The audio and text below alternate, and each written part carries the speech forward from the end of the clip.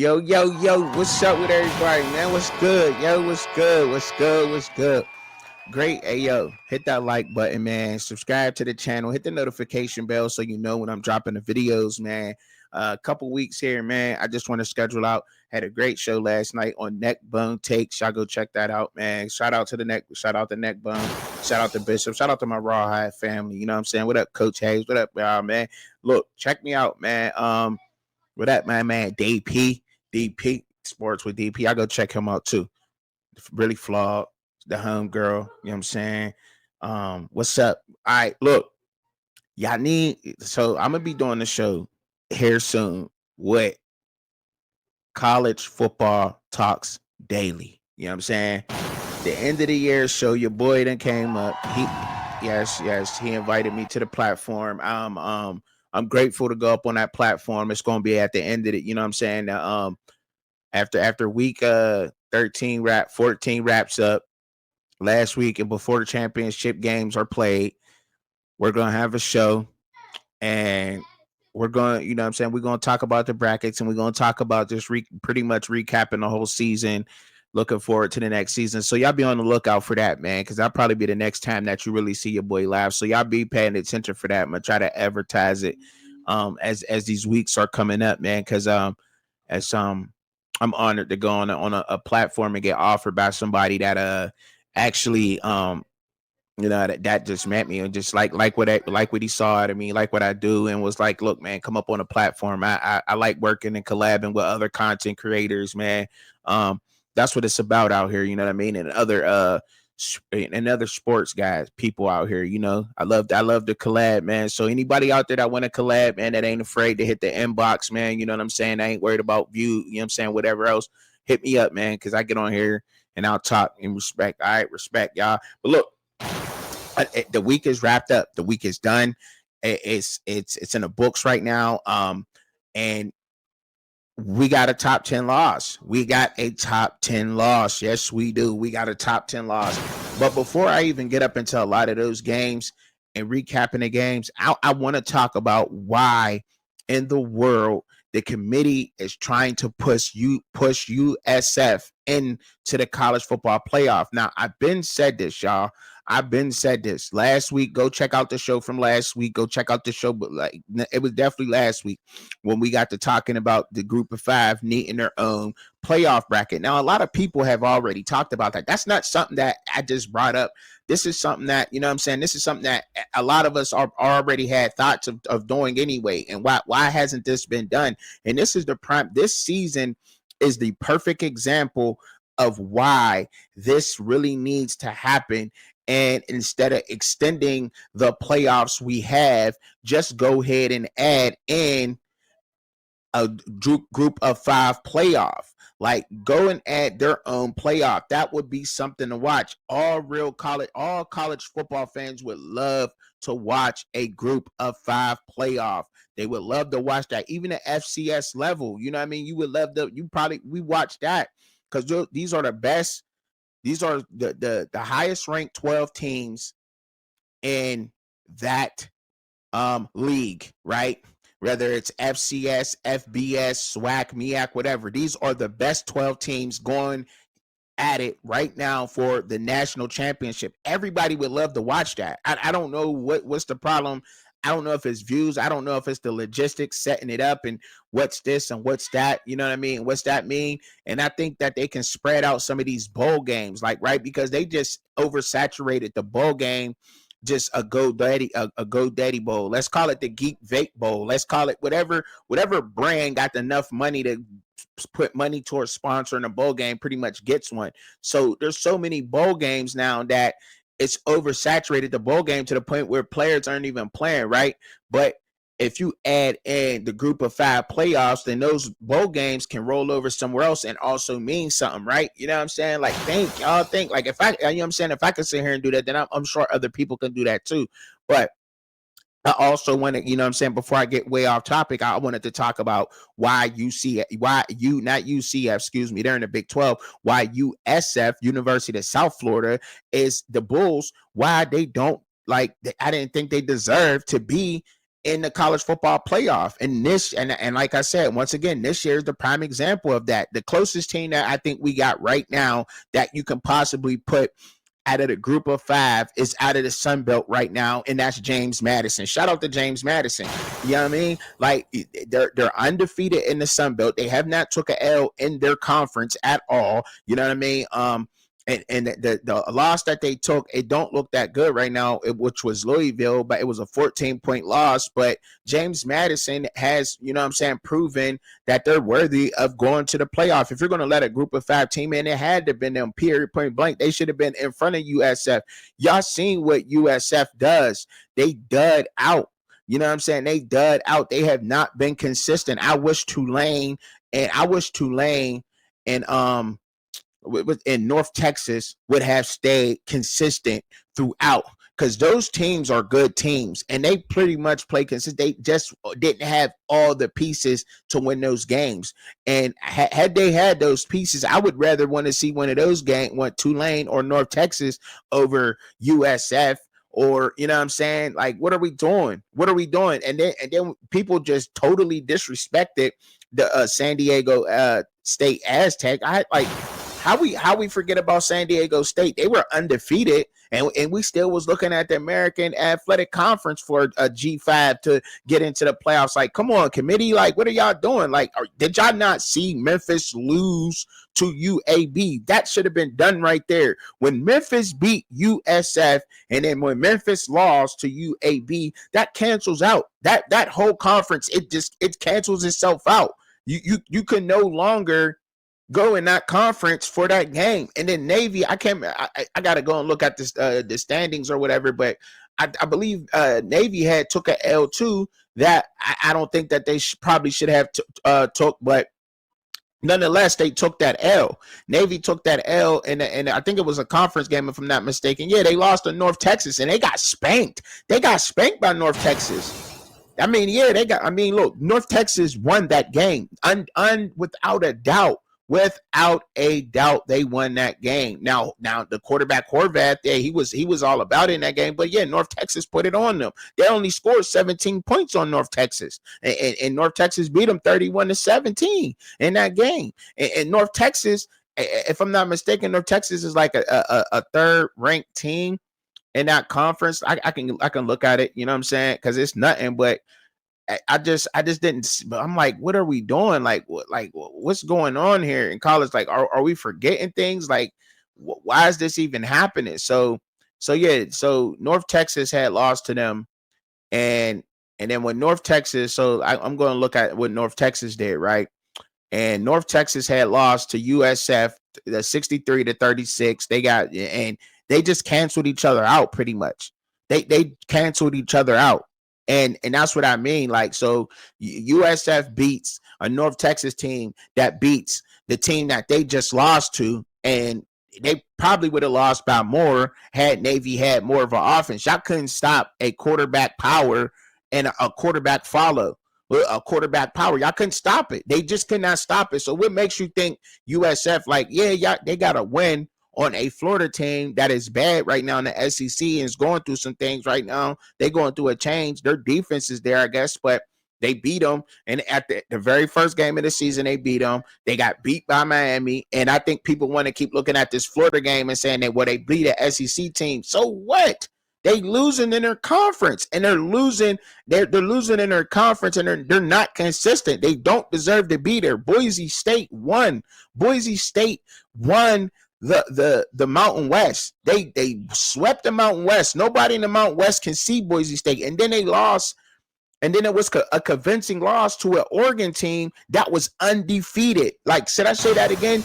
Boise State last year got into the playoffs at a G5 because they swept the Mountain West, and they lost to the undefeated number 1 team in the country, in Oregon. And Oregon had a rough route, by the way, in the playoffs. Their first round in the playoffs, then they wound up playing like Ohio State. Like, that's crazy. That should have never happened. Had it been like this year, Oregon probably would have had a better run. But what's done is what's done. You know what I'm saying? I'm just fair about football, period, point blank. I don't care what team it was. That's hard to go undefeated. And Oregon was undefeated last year. And Boise State gave them a run for their money. And Boise State won the Mountain West convincingly. And that's why they deserve to be the group of 5 team that was in the college football playoff. There's no other argument for that. I don't even know where we're going. I don't even know where the standard's at right now. Because you can't lose to a UAB team that loses all the time. They don't lose all the time. UAB, but you know what I'm saying? I guess Trent Dilfer, before Trent Dilfer got fired, they had won a couple of games, but UAB was struggling, man. UAB has been struggling. Yes, they were struggling in the American Athletic Conference. They beat Alabama State by 10, 52-42. They lost to Navy 38-24. They lost to they beat Akron by 3 points.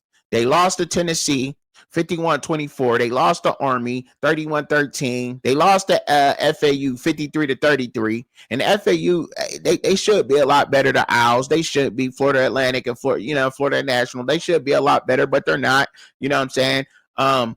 Then they beat Memphis 31-24, and that was convincingly. That was a convincing game when they beat them. They just didn't you know what I mean? Memphis had to come back and put them points up. It would have been more than that.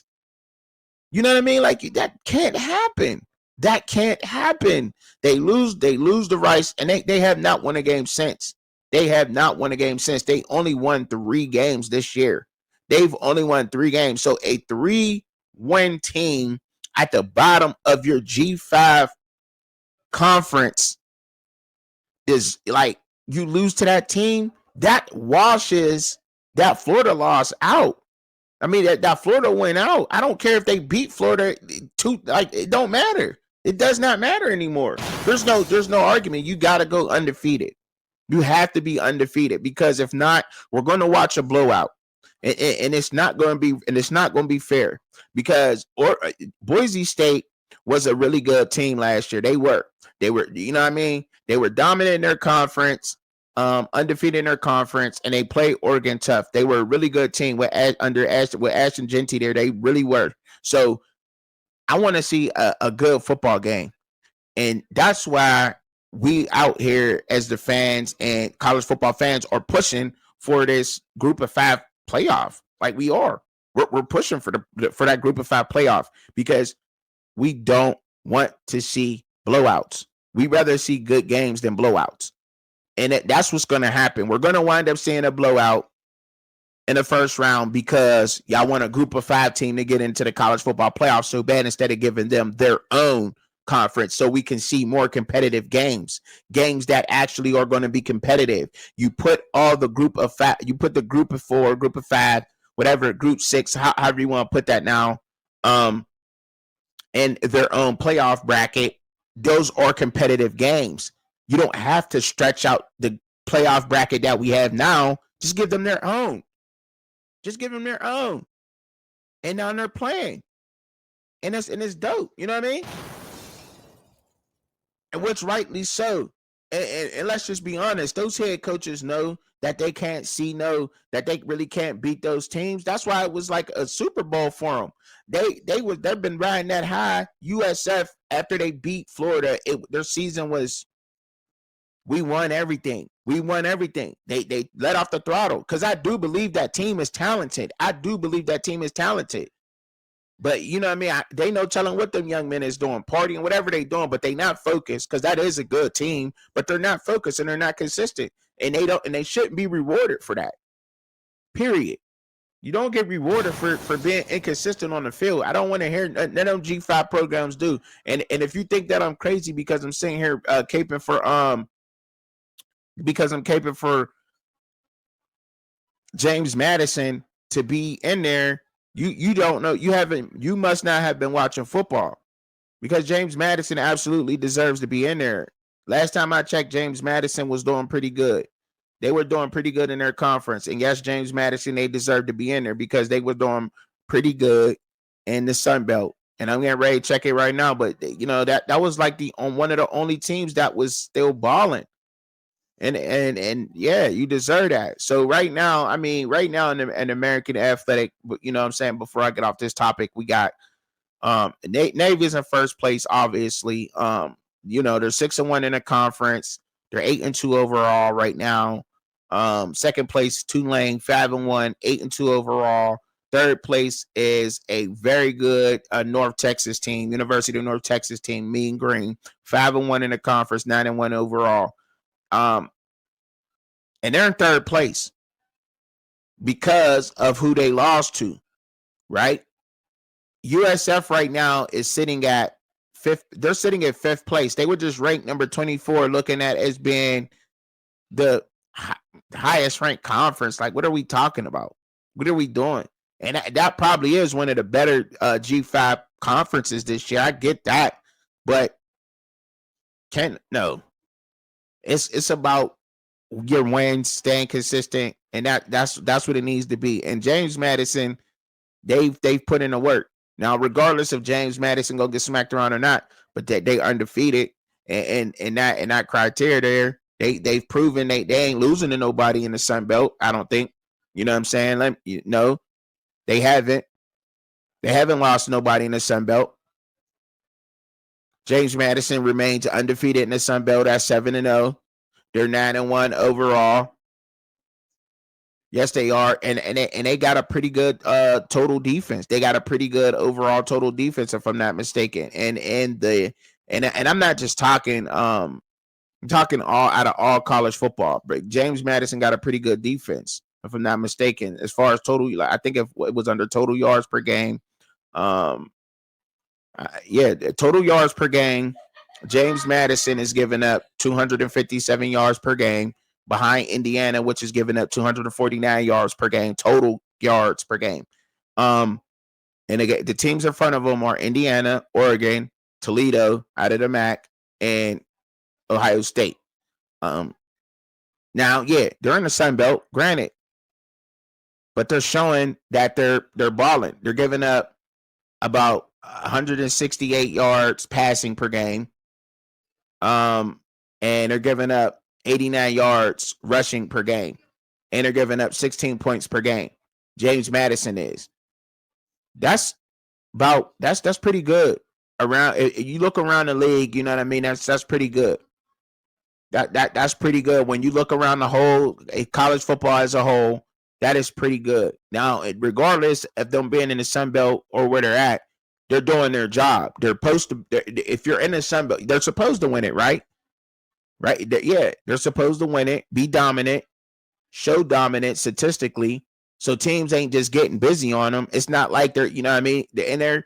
So what's up? And they're good. They're a team. That is the team.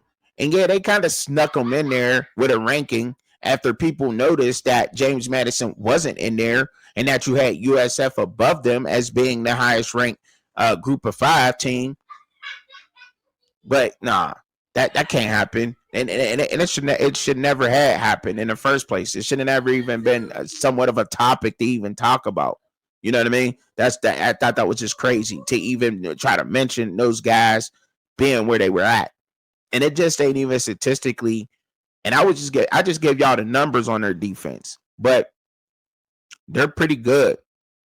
They're a pretty good team. You know what I'm saying? I think offensively, James Madison is right behind Notre Dame when it comes to total yards per game with 457 yards per game. They're getting they're averaging about 215 yards passing per game, that's pretty low. But rushing wise, James Madison, I can't remember what I just had it. I just had it too. Rushing wise, James Madison is getting 41 yards per game rushing. They're averaging about 37 points per game. As of right now, I mean, it's pretty good. Statistically, they keep up, and y'all like numbers, right? The committee, that's what they like, analytics and numbers. This, you know what I mean? They like analytics and numbers. And when you watch them on film, when you watch those guys play pretty tough. They do. They play good. I've seen them down in games, and I've seen them come back, you know what I'm saying, strong, and they play strong. They got a decent unit out there. I mean, whatever they doing out there at James Madison, they got to be doing something right. That's where Kurt Cinetti came from, right? The philosophy must, be keeping up, because there's a lot of guys that is at Indiana right now and that came from James Madison, and Indiana's sitting at the number 2 team in the country right now. So say what you want about James Madison, they doing something right, because Kurt Cinetti pretty much brought James Madison up to the Big Ten, and they're the number 2 team in the country, Indiana, and they're still rolling. So I don't want to hear all that. Yeah. So I ain't just caping for any team. It's just fair is fair. And if we looking at the same thing as we was looking at last year, let's keep that same energy. Let's keep that same energy. Let's not try to switch it around and try to throw in another team that don't deserve to be there. That conference washed itself. They washed themselves. Period. There's nothing else to talk about. There's nothing else to even discuss when it comes to that. They washed themselves out. You can't lose the UAB and then take that L to a team that lost to UAB, USF, and you beat Florida. And then you lost to a Miami team, played them tough up to a point, but then you know what I'm saying? Like, look, you didn't look that bad. You know what I'm saying? So, and then you had that Florida win. They was a shoo-in. They left that up. So no, can't keep caping for them. That's a problem with the media. And I'm upset that San Diego State took an L in their conference, because they were looking like the team. They're only giving up 12. They're averaging only giving up 12 points a game. So, and they're looking pretty good, only giving up defensively 100 yards per game, passing 162 yards per game. And the total, they're giving up 262. So I'm kind of upset that San Diego State, Sean Lewis's team, didn't actually make it, because I wanted to see them in the playoffs. I did. I thought that they were going to get a shoe in. The MAC is just everywhere. The MAC is full of competitive teams. They're beating up on each other. They know that they didn't have the chance, because they're beating up on each other week in, week out. It's so competitive down there. It's like it's not top heavy at all. You don't know week to week what's going. It's coming down to the wire in the MAC. So and the Sun Belt is pretty much sewed up. That's pretty much what's going on down there at the American Athletic. They kind of taking losses from teams that they shouldn't, but the conference is pretty good, right? So moving on, man. Let me get up into these other games, right? These other games. That was a great convo, man. Great conversation, because it needed to be said, bro. It just needed to be. It was ludicrous what we was doing out here. It was absolutely ludicrous what we were doing out here, man. It was. So first game up, man, was Clemson and Louisville, man. That's the first game we're going to talk about. We're going to go left to right. And, you know what I'm saying? In order here, Clemson and Louisville, good game. A very good game, actually. Very good game. You hear me? I can't say enough about what Dabo has done and the way that they have stepped up and the way that they're rising to the occasion right now. They're not playing no games. They are absolutely not playing any more games. They said, we coming back. We just ain't going out like this. You know what I mean? We're going to play the rest of the season out. And I respect that from Clemson. Clemson trying to fight back. They're trying to fight back right now, and they're 4-4 in their conference. They're at 500 in the conference right now after going on that losing streak that they did. And you're sitting at 500 all through at 5-5 right now, can finish the season off at 7-5, make a bowl game. That's absolutely. I think that's a good job from where they was at. From the lack of portal use that he uses, the development of his players, I respect that. I didn't, you know what I mean? And we all kind of got caught up into the height of Clemson, because we always looking at it like Clemson is always supposed to be, they're a blue blood in the ACC. So they're always automatically supposed to be one of the best teams in the ACC. But there was a lot of media hype too around them.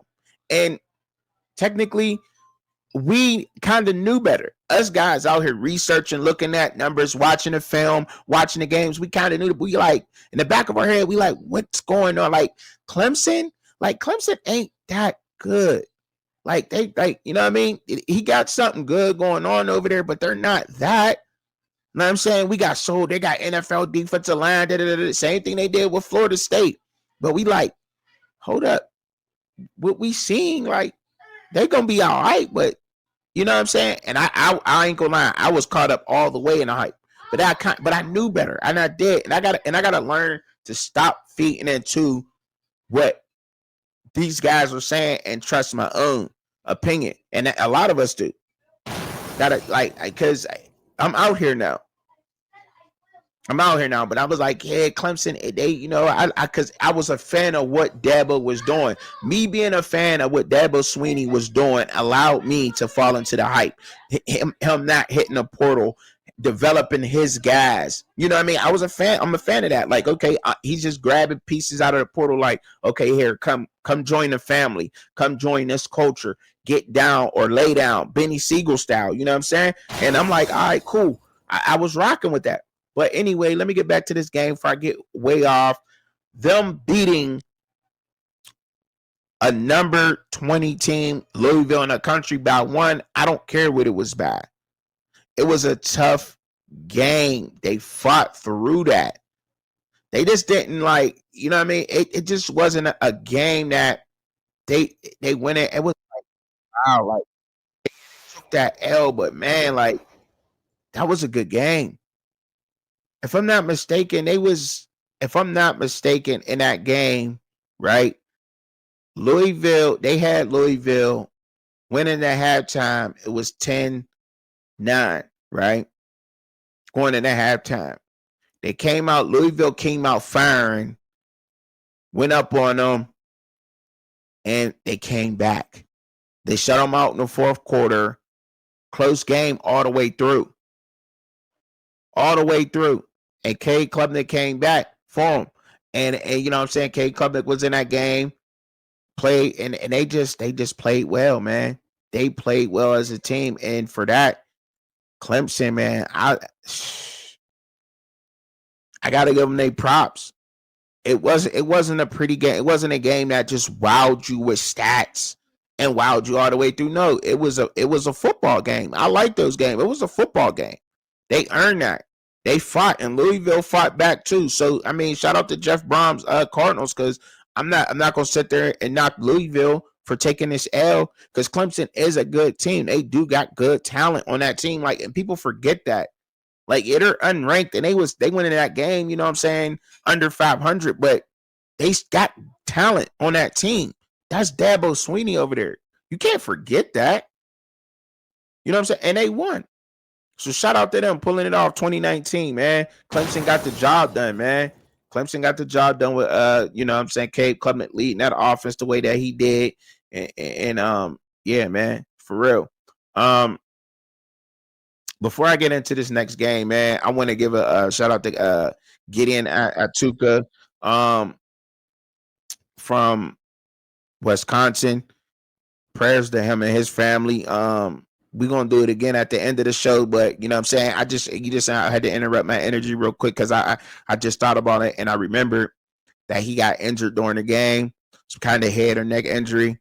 I haven't got an update on that. I could simply just typed it in, but this is genuine and real, and I just wanted to, you know what I'm saying, send prayers out to him, man, for that. You know what I'm saying? So let's do it like that. Just keep it real, all right? So peace. All right. Prayers out to his family, man. Gideon Atuka, running back for Wisconsin, man. Hope that he gets a speedy recovery and everything's all right, you know, for sure. Because nobody wants to see that get done. Yeah, we like the hard hits and everything, but we don't want to see that get done.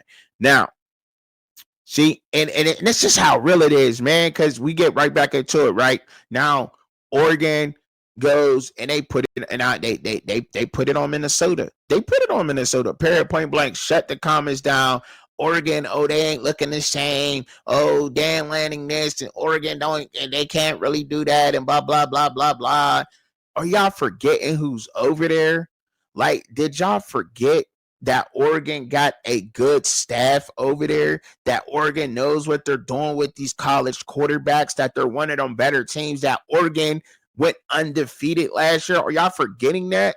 Like, are we really forgetting that Oregon got the talent over there, that they was injured, like they was down their star tight end, and Sadiq down one of their star wide receivers? Like, you know what I'm saying? Like, are we forgetting that? That's who they've been playing with. And then you see what they look like, ready, fully loaded. You see what that team looks like fully loaded. You see what Dante Moore looks like when he got his targets out there, when he got his guys on the field. It's totally different. It's different. I'm telling y'all, that's a sneaky 8. That is a sneaky 8 team. They got robbed last year. Mind y'all, Oregon got robbed last year in the playoffs. Now, Ohio State just on a different level. I don't think nobody can see Ohio State. I just don't. But still, Oregon is there. Oregon is there. They're tougher. They're not that old finessing, but they can pass, which is great. They got a great quarterback, great running back room. They got a solid team. Oregon is very solid and getting wins, no matter if they look pretty or not. Everybody want those 21-point wins from Oregon against other. Y'all forgetting this is Division I. The regimen has changed with these athletes. Don't be sleeping on these athletes. Maybe I know that because I'm a little bit newer into respecting the game, to research the way that I watch the game, film, and everything. But he was on point. Dante Moore, his footwork is on point. You can't lie and say it's not. They beat a PJ Fleck team. They beat them in the ground. 42-13. Shout out to Oregon. They trouble, man. Oregon is trouble. Watch out for them. I'm telling y'all, they trouble. 42-13. They beat Minnesota. Shout out to them in that game. And they look fantastic while they did it. They just did. Let's not talk about that, right? Wisconsin and Indiana. And Wisconsin, and that's the game I just got finished talking about with the running back that just got injured, Gideon Atuka. He got injured in that game. They was doing fantastic up to that point. I think that kind of like took the shell out of them. Like, man, you know what I mean? And that will and can happen. You know what I'm saying? You worried about your boy, your brother. You know what I'm saying? That he just got injured like that. You don't know what's really going on with him. They had him covered up. It was a couple of TV timeouts that they had to take, put him on a stretcher and everything. Like, this can be a dangerous sport. And when you see something like that, like, that could take a little bit out of the cell. I'm not taking excuses away, but Indiana is a very good football team. They are. They just, like, there's nothing else that anybody really can say about it. Like, they got to have a lot of people's respect out there at this point. But I've been on them since last year. Talking about them even before last year. You can go back to watching some of the shows that I had with Shad, when me and Shad was doing the shows, when I was talking about Indiana. We literally broke down every conference during the preseason 2 years ago. I think it may have been by now. We broke down every conference team and talked about every team and gave our predictions. And I talked about Kirk Cignetti coming from James Madison, going to Indiana, and him changing that up. I'm not right on everything. No, I'm not right on everything. Absolutely not. Y'all know that by now. With the teams that I pick, I'm not right about everything. But I've seen something, and I've looked. I'm like, yeah, Indiana, they need a coach like that. He could change things up there. And he did. And now they're not only a basketball school, but they are an athletic school. And I think that's good for Indiana, having a good football team and a good basketball team also. So I think that's good for the Big Ten also. Indiana being where they're at. There's going to be a lot of people that wants to go to Indiana and play. For sure. But yeah, they took care of business against Wisconsin. A young team in Wisconsin that is going through a head coaching change next season, and they're going to be good. Those young linebackers over there at Wisconsin are going to be a problem. They're going to be a problem. If they can retain that talent at Wisconsin, that team is going to be a problem. It is. A lot of these teams are. Michigan may, if Michigan get far, I'll talk about them in a minute, because y'all going to be surprised what I got to say about them. Some people going to hate me for it. But shout out to Indiana getting that job done. 31-7 over Wisconsin at home. I think it was homecoming, if I'm not mistaken, but they beat them 31-7. They continue on rolling, number 2 team in the country. Very dominant. Very dominant. Shout out to Indiana, man.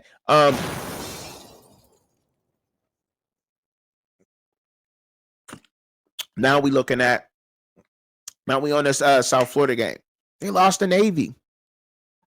You lose to Navy. I'm not saying that Navy's not a good team. Shout out to Navy. Great coaching going on over there. But when you can line up and beat one of the most athletic teams in your conference, the way that they did, quarterback powers, quarterback follows, whatever you want to call a follow, that's a quarterback power, quarterback counters. They just, in a triple op, they just ran down your throat. They just ran. I mean, come on. They threw a sneaky pass, but they're running. And they could not stop it, and they looked foolish out there where they was trying to stop them. They looked lost. They did. They looked lost. I'm just going to keep it. They looked lost. They didn't know what to do. Sometimes the quarterback wasn't even touched. They didn't even know the quarterback had the ball. Like, what are we doing? What are we doing? Now, the coaching, obviously, that's just crazy. They folded. South Florida folded. Their season folded. You beat a Florida team with a defense that can hang with almost, a lot of teams in the SEC. Their offenses just couldn't get the job done for them. Y'all beat that team, lose to a Miami team, but then y'all just fold to a Memphis team that I'm not sold that Memphis is good. I'm not at all, because UAB dominated them. I'm gonna keep talking about that game because I watched it. And I was shocked. Like, what is going on with Memphis? UAB they did. So UAB got something going on. Trent Dilfer, he drafted right. If they can keep that talent down there at UAB, they got something. But I guarantee you, we're going to see some of them UAB players on some other rosters around college football come transfer portal, because they got something down there. I'm telling you, they do. But my goodness, just ran on them, couldn't stop them. Had the chance to win the game. All you had to do was get a stop, and you couldn't get the stop. They could not get the stops. You know what they're doing, and they could not get it. You got bullied at the line of scrimmage. Absolutely owned you. And I'm not saying they are great at what they're doing, but dang, they're so limited to what they can do to y'all. And y'all let that get done? Shame, man. Oh, man. And they should, number 24 in the country should have never happened. I should not be talking about this game at all. Period, point blank. I should not be talking about this game. And I was wrong on the game. Pittsburgh, Notre Dame. Like, Pittsburgh, how you going to let Notre Dame come in there and beat y'all like that? College game day going there. Aaron Donald go there to get his jersey retired. You know what I'm saying? Get his number retired. You got Darrell Revis there. You got Tony Dorsett in the building. And y'all lose to Notre Dame like that at home? College game day in the Berg? Like, what is y'all doing? Like, what is y'all doing? Like, that was y'all chance right there to show up and show out. But one thing I did not see Cameron Lindsey on the football field at linebacker. Like, what the fuck was Lovelace doing on the field? Like, Lovelace was playing, but why ain't Cameron Lindsey out there? Why wasn't Cameron Lindsey on the field? Like, he been playing in every other game, showing up. Like, he's a heartbeat of that defense. Like, some people trust him on that defense. That defense plays different with him on there. I wonder if he was. I should have checked that before I come out here with that. But still, like, what are we doing? Like, that's crazy to lose like that. Like, I mean, I knew Notre Dame would win this game straight up, but I thought at least Pittsburgh could cover it. They gave them, 12.5 points? I got blown out at the crib. Like, that's what I'm saying with this Pittsburgh team. Like, Pat, what is Pat Narduzzi doing? What is y'all doing? We kind of knew that C.J. Carr was going to have to beat him with the arm, but Jeremiah Love bullied them linebackers, man, at times, man. The defensive line got bullied at times, and then the linebackers just looked lost, wasn't fit right. They just letting Love do, and Love he's great at what he do, but dang, man, that's why you got to put your athletic guys out there. And if you couldn't find nothing with the guys who was out there, come on, DC, like, what is you doing, Bates? Like, come on, Bates, you supposed to see that. You the defensive coordinator up there. You supposed to see that your linebackers ain't the way that they're fitting and the way that they're chasing Bates. So I gotta put my athletic guy in there. You got a 3-sport athletic guy that and Cameron Lindsay out there could run, and you got a running back like that, but you ain't gonna put him out there at the star linebacker. Like, what is we doing, bro? What is we doing? They should have been embarrassed in that game. Embarrassed. And then, I mean, then when we did try to get some momentum, yeah, they didn't call the call right. There was some calls in that game or whatever that was, but man, you can't leave it down for the referees. You was at home. There was no excuse for that. There was no excuse for that at all. At all. Period. There just wasn't. There wasn't no excuse for that, man. It was a horrible showing from Pitt. And I'm a little biased, but look, I did pick Notre Dame to win that game. I did, and I admit that because I know that Notre Dame would beat them. I just thought that I didn't think it. I thought it would be a better game than what we saw. It was a blowout. That was a blowout. That was not 37-15. It should have been more or less like 37-9 or something like that. You know what I'm saying? It should have not been 37-15. The final score that we see on the board is not what that game was at all. That game was totally owned by Notre Dame. Notre Dame did a fantastic job against Pittsburgh. They show a little bit of versatility. I knew both teams' weakness was passing. They're two good run defenses, like I said they were in that game. And but I mean, Jeremiah Love he's a grown man. He's a grown man. He may be the best running back in college football. He has to be. He's a beast. That was one of the best run defenses in college football. Statistically, Pittsburgh was one of the best. Miami, Pittsburgh, there's a few of them out there. Notre Dame, just thinking off top of my head, Ohio State. And they got the job done. And they got the job done nonetheless. They normally, and I was confused, like, why ain't y'all rotating linebackers? You got to keep them linebackers fresh. You got, like, come on, like Bates, he got in his head, like Lovelace and them, they need, like, why aren't you was rotating them the whole year? Now you don't want to rotate them? Like, why switch it up in Notre Dame game? And fantastic job by Notre Dame staff. They did a fantastic job with adjusting to what Pitt did, like taking away Desmond Reed in that game as best as they could, focused on that. And that's what Pitt should have focused on. I'm taking Love out of the game. And I mean, it should have just been really pretty much that simple. Like, if y'all gonna beat me, y'all gotta beat me with somewhere else. Now, if that happens, but Love's not gonna beat me. And they could not do that. Bates could not do that. He absolutely failed in that, and he failed his team. He did not have his team in the right places yesterday, but Notre Dame did a fantastic job. Offensive coordinator over there at Notre Dame did a wonderful job with identifying what Pittsburgh weaknesses were and attacking them and being able to attack them. And defensively, Notre Dame showed up.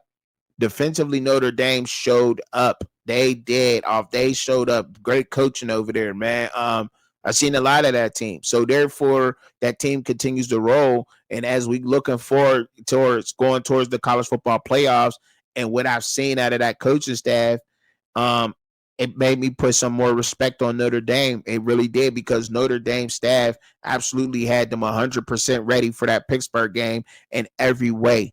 In every single way. Well-disciplined team. They did everything right. And if Notre Dame play like that, I'm sorry to say, like, that team is dangerous, because I seen more than just a team that depends on Jeremiah Love to run the ball. That offensive line is absolutely going to give him enough yards to run that ball. You just can't stop Jeremiah Love. He's a grown man. I don't care. You can't stop him. He's a grown man. He's going to get his. Period, point blank. 25 a game. Can LeBron go out there and get 25? Jeremiah Love is going to get his 20. He's going to get at least his 100 in the game. You can't stop that from happening. I don't think nobody can. I don't know. That's just how I feel about the man. After he's so fast, he's explosive. He's shifty. He's everything. He's a great all-round, well-rounded back. And they played good, and they went up there and they did what they were supposed to do to a team that folded at home. So shout out to Notre Dame, man, winning that game. I thought they would, but I thought Pittsburgh would cover. Again, South Carolina, Shane Beamer, what the heck? What the hell is going on, Shane Beamer? What the heck is going on, bro? What's going on? Like, they were down 30-3 halftime. 30-3. Let that sink in for a minute while I sip my water.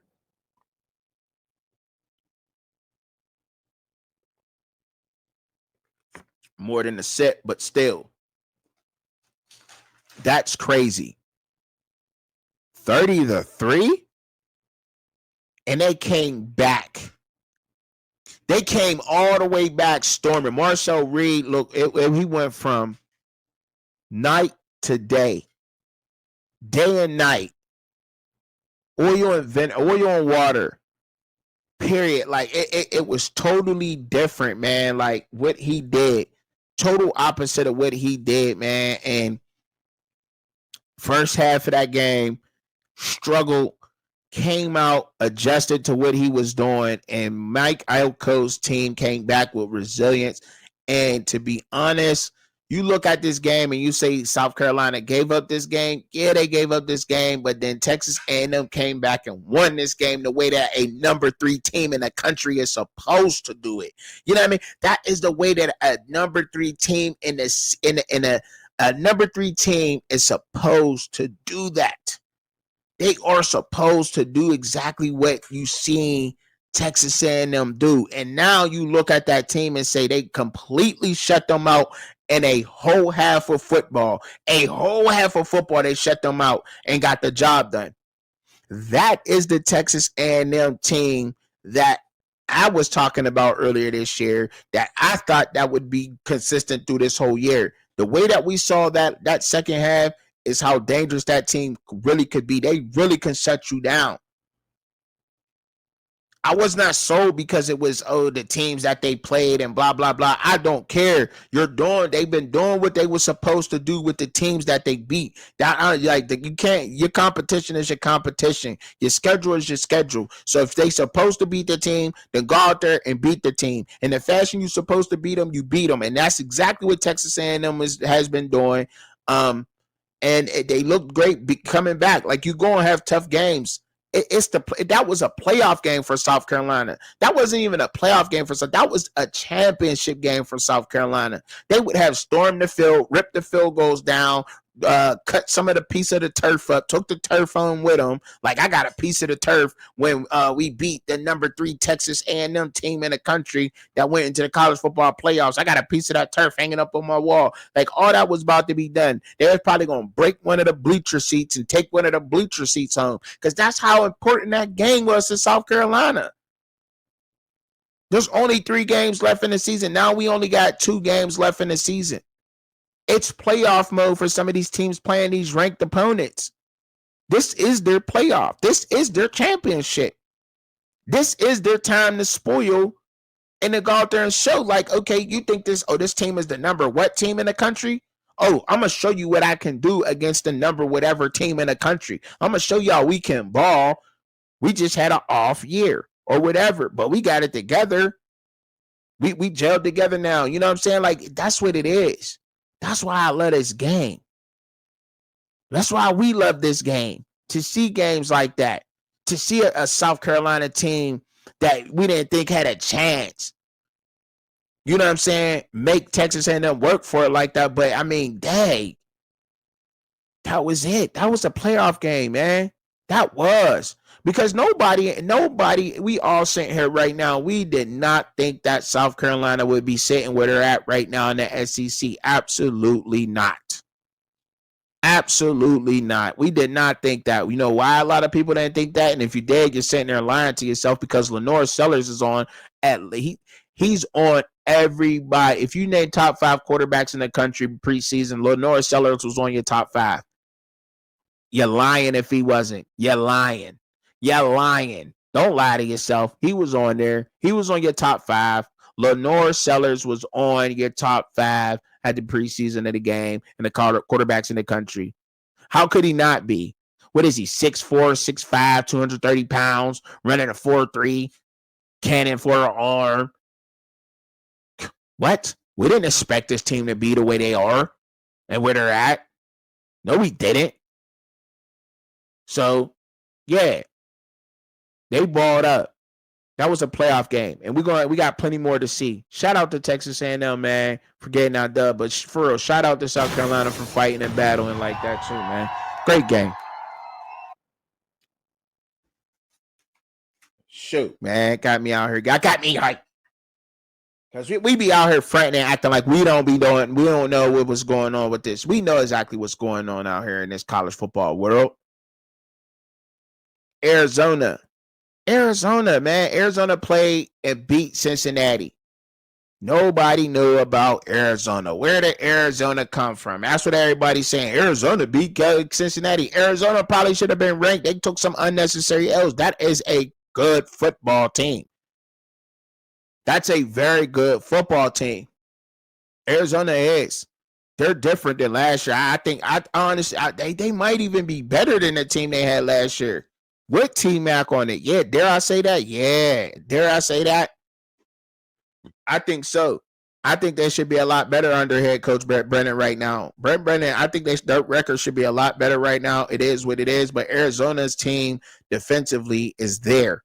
That team defensively is a straight up juggernaut in the Big 12. They're one of the better well-rounded defenses in the Big 12. If I'm not mistaken, like they are. They really are. Category by category, even if you went like by total defense overall, Arizona is the number 2 team in the Big 12. Total defense, total average yards per game total. They're giving up 306 yards per game in total. Passing yards per game, Arizona is one of the better pass defenses in the country. 159. They're giving up 159 yards per game. Passing wise. Yeah. That's what AZ's doing. Like that's what I'm trying to. Yeah, that's what AZ's doing. AZ's not playing. Yeah, Arizona is not playing out here with a lot of these guys. They're not playing, and people think that they are. Like, no, they're not playing. Arizona's bringing it, dog. They are bringing it. They are bringing it absolutely. And And I bet a lot of people didn't even know that. A lot of people probably sitting there thinking like, well, Arizona, I don't know exactly where they're ranked at, but I can get it pulled. It ain't nothing to get it pulled up. It's easy to get it pulled, right? Because defensively passing in the country, you got Ohio State number 1, I think, Oregon number 1, 127. Arizona is sitting right behind Iowa. So they're sitting, so technically it'd be 1, 2, 3, 4, 5, 6. They're the 7th best pass defense in the country, giving up 159 yards per game. That's a damn good pass defense. Now, rushing wise, I think that's what gets Arizona, right? I mean, they're giving up 117 yards per game rushing, right? So that's their weak spot, right? But I mean, like that's their weak spot is rushing wise in the country. But I mean, we talking a Big 12. They're in the Big 12. They're one of the best well-rounded teams. They have the best pass defense in the Big 12. They have the number 2 rushing defense in the Big 12, only behind Texas Tech. Texas Tech has given up 71 rushing yards per game averaged, which Texas Tech is probably the best, one of the best run defenses in the country, right? And then you look at points wise, Arizona's giving up 20 points per game in the Big 12. And I mean, if you kind of had to look at that in a country, that's probably down on there on that list. It's probably down there about 20 points per game, because 20 points per game, that's down there somewhere, but it's not bad being in a country. I know it's on the top. I mean, The company they're keeping right now is Ole Miss. They're only about Ole Miss is averaging the exact same points. Exactly. Exactly. I mean, they average up well. When you look at Ole Miss right now being ranked where they're at, they're giving up 140 yards rushing per game. They're giving up 183 yards per game passing. Arizona's giving up 159. They're right, and they're giving up the same amount of points. Auburn, SMU, Florida State, Ole Miss. You know what I mean? That's the company they're keeping. That's not really bad company when it comes to points per game. The teams that are surrounded by you, by points per game. But I mean, they're one of the better teams in the Big 12. So I wasn't surprised about that. But I don't think nobody's really surprised anymore when one of the Big 12 teams beat each other, right? Because we're so used to saying they beat up on each other. I think that's just happening all over college football, to be honest. That's just college football, period. I don't think that that's subjected to the Big 12, the ACC. You know what I'm saying? That's going all over. ACC, we're saying that everywhere. Teams are just taking L's after L, right? And that's what happened. And they beat a good Cincinnati team. And I thought that they could beat Cincinnati. I didn't because Cincinnati, did I take them to beat Cincinnati or did I can't remember, but I think I told them it was gonna be a tough one. I think I rolled with Cincinnati because they was at home. Can't remember on that game, but I knew that Arizona was one of those better teams, right? In that way. And I knew it was going to be a tough game because they're a well-rounded defense. And Cincinnati is one of the more well-rounded offenses in the Big 12, right? And I thought, and I maybe probably took Cincinnati. I know I probably did. I can't remember. I think I did though, because Brendan Sorsby, right? You know what I'm saying? Since he's left Indiana, he's really been balling for real, to be honest. But Cincinnati, they went in halftime up by 4. You know what I'm saying? And then they came out, and in that second half, they just took over in that second half. They won the second half 20-10. Arizona, their defense came out. They adjusted well to what Cincinnati was doing. And that was a tough road win for that team. It really was. That was a very tough road game for that. I mean, a tough road game for them. Noah Favita was 23 for 31. He had you know what I'm saying? He wasn't really dinking and donking in that game. You know what I mean? He really wasn't averaging almost like 10 yards per throw. You know what I'm saying? So he was doing his thing. You know what I'm saying? Noah Favita looked a lot better. Didn't know who this Hudson guy was for real. He just coming out of nowhere. He's been popping up. Number 4 popped up and been doing his thing. And that defense, like they really didn't cause too much for. They didn't get a lot of sacks on there, but they got that pocket. They had Sorsby's feet going crazy, and they forced him to do screens and try to get the ball out of his hands quick. He turned over the ball a couple of times. So they was getting, you know what I mean? They caused problems.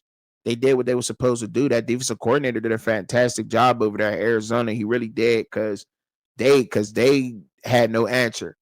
They really had no answer. They came out and they played good ball with them. They kept it close, and then they pulled away in the second half. Great game though. That was another good game, by the way. Shout out to Arizona, man, getting the job done. You know what I'm saying, 30-20 away, being able to beat number 25 team in the country. That was a good game. It really was. Michigan pulling off this win. Michigan, shout out to Michigan, bruh. What Sharon Moore is doing over there is phenomenal. Let me tell y'all that right now. It just is. And if you think it ain't, you're tripping. I'm telling you that right now because for the simple fact, that's a young team. That team has absolutely went young. These wide receiver help, the best that they had are younger. That team is young. So if they get rolling, if they're doing that now with a young team, and defensively, I don't think that they're like under like the classmen. The way that for Michigan team is set up, and the reason why they be going back to these teams be able to go back to back is because they get this young talent that is so good and so great that they're able to year by year as get better. They just get better. They're doing this in their sophomore years. They're winning in their sophomore year. You know what I mean? Like, that's crazy. You win the national championships in the sophomore freshman year. They're led by a freshman quarterback. Yeah, we all know Bryce Underwood is a freshman, yes, but I knew he was definitely one of my top five quarterbacks in the Big Ten. Yeah, he's led by that team. And that team absolutely showed up. They did what they had to do in that game. To bring that fourth quarter comeback like that in that game on the line, game on the line.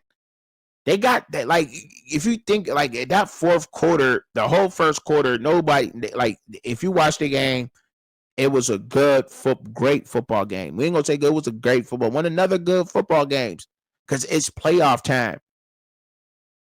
It's playoff mode. It's playoff time. It is.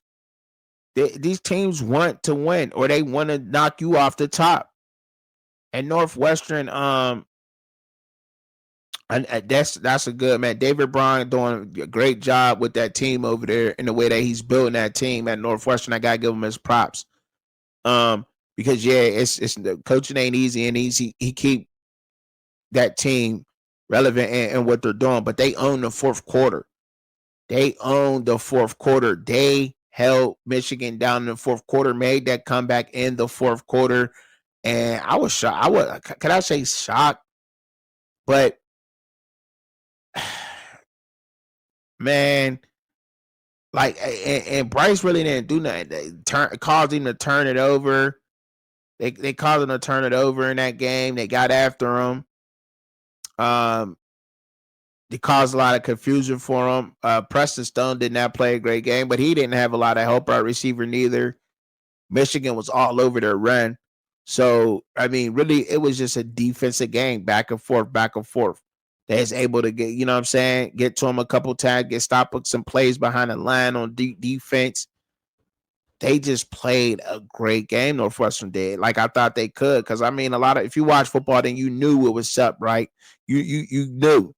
But if you didn't, then it's all good. But Michigan leading our fourth quarter comeback, leading this team down there in the fourth quarter, man, to be able to get that, man, you know what I'm saying, the game winner was phenomenal. To be leading this team down there to get the game winning field goal was phenomenal, man. Like, it just was. Like, it, you know what I'm saying? Like, it was, bro. It just, and you can't argue with that. You can't argue with a win like that. Great, you know what I'm saying? And especially being young, showed up, put your team in the right place, man. And shout out to him, man. Shout out to young Bryce Underwood. And that team is young. So they're going to, so what I was about to say about Michigan earlier is that Michigan is young. They're going to continue on doing this to people. Michigan's not going nowhere. Michigan's not going nowhere. They're going to, like, they're sitting right now. What's their overall record, man? They're 8-2 right now. Michigan's 8-2. They're going to continue on doing this. They're going to be a nightmare for teams. They're doing this with a young offense. Like, and they got what, 5 or 6 freshmen on the team? Someone on the offensive line. Man, the development is crazy over there, man. That's great development. When you got guys that's young like that coming out of high school and prepared to play at a blue blood like Michigan, high level like this, man, listen, they're doing a great job, and they're going to be dangerous. They're going to be a dangerous football team. I can't wait to see this team next year, because the older you get, the more wiser you get, the things you learn. You done did a lot, so the focus becomes different. Priorities change, and that team is just going to get better overall. You know what I mean? So I can't wait to see them, man. You know what I'm saying? Show up and show out for real. But shout out to Michigan, man, and shout out to Northwestern. That was a great football game, and that's what we want. Great football games. Am I right, y'all? That's all we want. You know what I'm saying? Shout out to both teams, man. So yeah, great games, man. You know what I'm saying? And that's what we want to see, right? That's it. And that's, you know what I mean? So Miami taking care of business. Shout out to Miami, man, taking care of business versus NC State. This is the Miami team that I thought that Miami could be, man. Like it really was. Like now I gotta look at and see statistically where was Miami at with these penalties, right? Because I keep talking discipline, discipline, discipline, discipline with this team, and I know Miami fans probably like, what did you kind of talk about? It's a lot more than that. Now, you got to remember, I'm an outsider, right? I'm an outside guy. I cover a lot of teams. I don't just talk about one team. I talk about a lot of college football teams, right? I talk about college football as a whole. It's not talk about one team. They own the time of possession in this game. Um, and that's good because I think that's what Crystal Ball always tries to do. But normally it comes out where they're only scoring 20 points, and that can't happen. And once again, this was another bad game for them penalty wise. 875 yards on 8. You can't, like, you know what I'm saying? Like, they got to cut back on that. But total yards, they did what they did, and they were 50% on third down efficiency. So that's good for them. And and watching it, you know what I'm saying? It was like, all right, but when I see them blowing them out, I'm like, okay, I gotta look around because Miami, they're gonna dog them right now. They did good. The defense got off the field. I just gotta say, like, they gotta stop playing so conservative. And I did see Carson Beck miss. Was it Malachi Tony that he missed deep? Like, he can't miss those. Those is in a bucket. Can't nobody guard him deep. Like, you can't miss him deep like that. You gotta hit that. You gotta hit that, man. Like, you gotta hit that home run with him. Like, you cannot miss Malachi Tony deep. Like that. You gotta put that right on them. But the defense absolutely showed up, man. Like, I don't know if you can ask for a better outcome of defense. Like, they could not run the ball. You had them one dimensional. They had CJ Bailey out there looking like I don't, you know what I'm saying? Like, y'all get where I'm trying to go with it, but he was just looking bad. They had him looking bad. Like, he was just supreme. They really did, because the defense did their job. They came out, played well defensively, obviously, to hold them only to 7 points.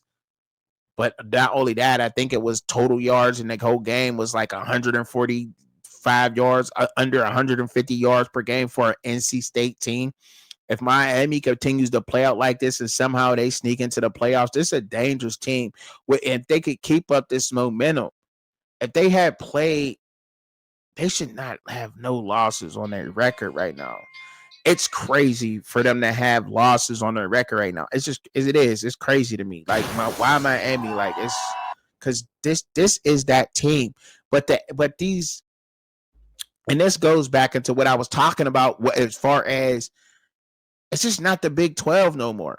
It's college football. These teams are inconsistent. There's no like in these conferences, but it's the parity. It's the parity in the game. And I know a lot of OGs don't like the parity, but it is what it is, and you're seeing it. So stop denying it. You know what I mean? People say the sport is watered down. It's not watered down. It's not watered down. Stop giving the coaches an out. Stop giving the coaches an out. It's coaching. You have to coach now. You have to coach these teams now. If you're not coaching your team and your team is not disciplined and not well coached, you're not winning in college football. You can have all the talent and not win. I.e. Miami. I hate to say it. I.e. Miami is the perfect example of having the talent to win, but the coaching ain't there. Now, Dabo has developed his guys, but you got to question the coaching that's going on too. Also, is that you got to question the coaching, because that's what it's about. There's a lot of lack of coaching going on out there in college football. And I mean, in some of their defense, right? In these coaches' defense, though, and I must say this because first of all, it got to be a hard job to coach a college football team. But not only that, when you got to deal with 3 transfer portals a year, three, not one, but 3 of them things. Like, you know what I'm saying? You got what is it? Was it the spring portal?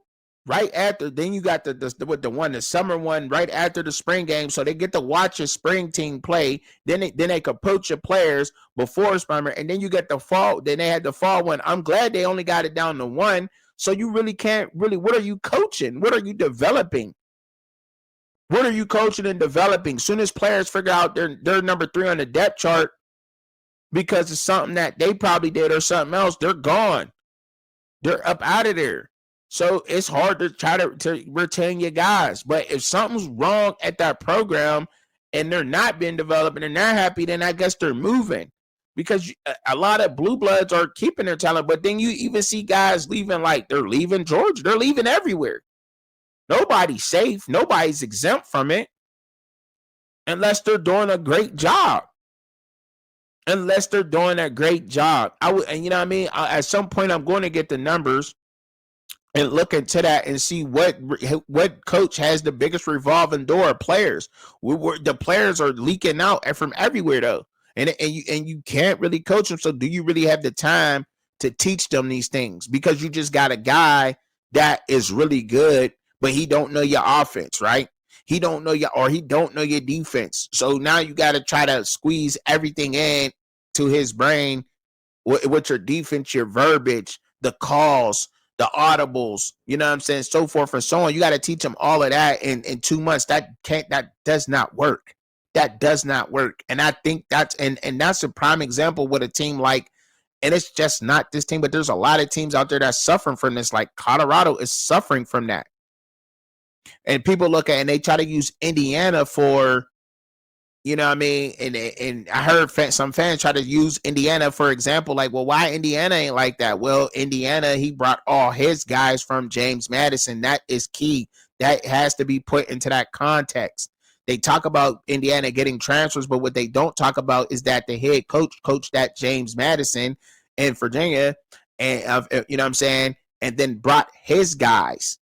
You know what I'm saying? He brought his team with him. All those transfers that came from James Madison, the bulk of those guys came with him from James Madison up to Indiana. So the culture was pretty much already set. The verbiage, the language, the audible, all that. They knew all that. They knew what was up with him, right? So they came in ready and knowing. A lot of these guys didn't know that. Like the Willie French team that he just built at Houston, he's doing a great job as far as he's doing the best he can do with the talent that he got. To be honest, he's doing a great job because he has to teach the guys what he's doing. Willie French in Houston, like there are examples, but then there is some examples of like it can't be done. Can it? But it can be. And now it should be, because now you only have one transfer portal and development, but you have to coach. The bottom line is that you have to coach nowadays in college football. It's just not talent winning out. But shout out to Miami, man. Shout out to the U and the Hurricanes, man. Y'all got a great dub, man. And that's the way y'all supposed to win. That is the way that y'all supposed to win, man. For real. They ain't no other, man. Y'all gotta continue on winning out like that. Y'all are that dominant. The talent on that team, y'all hands down got arguably, you could argue back and forth with any Ohio State fan about Jeremiah got a better body build, but I think they're two different kind of receivers, to be honest. Malachi Tony, you know what I'm saying, he can get it. He reminds me of AB, you know what I'm saying, Antonio Brown with us, you know what I'm saying. He can get it done deep. He could cut you across the middle, take a slant to the house, get him in space, get him an open space, he's gone, and he could play that 50-50 ball decently too, it looks like, So he got a lot to him in his wheelhouse. Not to say Jeremiah Love doesn't, but he's definitely one of the better receivers in the country. Using it, you know what I'm saying? He really is. Shout out to him. For real. So the next game we got up on here, man, try to get through this, man. Virginia, man, beating Duke, man, convincingly. Like, yes, that is a game that Virginia, y'all got it. They had to win that game, man. Like you can't lose to a Duke team that just lost to UConn. That's crazy. That's not happening. And I'm glad they beat them. I am glad that they beat Duke. Um, because Duke ain't had no business playing with them, man. Like when you lose to UConn, I think UConn exposed a lot about them. That was a phenomenal job what that staff did at Virginia, man. He just keep continuing to win. I think I had Virginia preseason rank wise. I was totally wrong on what's on Virginia. So first of all, I want to apologize to all the Virginia Cavalier fans that's out there. 100% wrong. I thought that you guys would. I predicted y'all to be like a 5-17, and right now y'all sitting at 9-2. So laugh at me, beat me up in the comments, get at me in the comments because I y'all own it, and I gotta eat that one because I did not think that Virginia was going to show up and be like this. Chandler Morris had he played at North Texas and he played well at North Texas, but he didn't play that well in the Big 12. And I did see some flashes of what he's doing right now at Virginia. I think he just needed to get up out of there. It may not have been a good spot for him at in Texas. Texas just may not have been for him at the moment for Chandler Morris because he has played 100% a totally different ball game and had a totally different mind state as far as football goes once he got up there to Virginia. Now, I don't know what's exactly going on with that staff up there at Virginia, but there got to be something going on that's different because what head coach Tony Elliott, what he got going on, and I don't know if he's calling the offense or not over there, but the Kitchens is Daz Kitchens is calling it. He's doing a phenomenal job with Chad Morris. He is. He really is. He's doing a great job with him. And I think, and with his quarter, Chandler Morris, I see Chad Morris, but it's Chandler Morris. Excuse me. I think he's still doing a great job with him. Yeah, he had 2 turnovers in that game, but still had 2 touchdowns, and he threw for over 300 in that game. The running game with Jamari Taylor is consistent. He's a consistent back. You don't really know what's going to show up for receivers in that game because Chandler Morris is just hitting the open guy, the guy who is there with the defense is giving him, which even makes him more dangerous. That defense has been on fire, consistent with getting after the quarterback with tackles for losses. This is a team that they showed resilience with getting overtime wins earlier in the season. So they definitely could get it done. This team most definitely could get it done, and they fight back, and who knows, they might even slip up into the ACC championship game. It might be like it may. I mean, it's too early to say because you got 2 games left, and you got Georgia Tech guy. There's a couple of games left.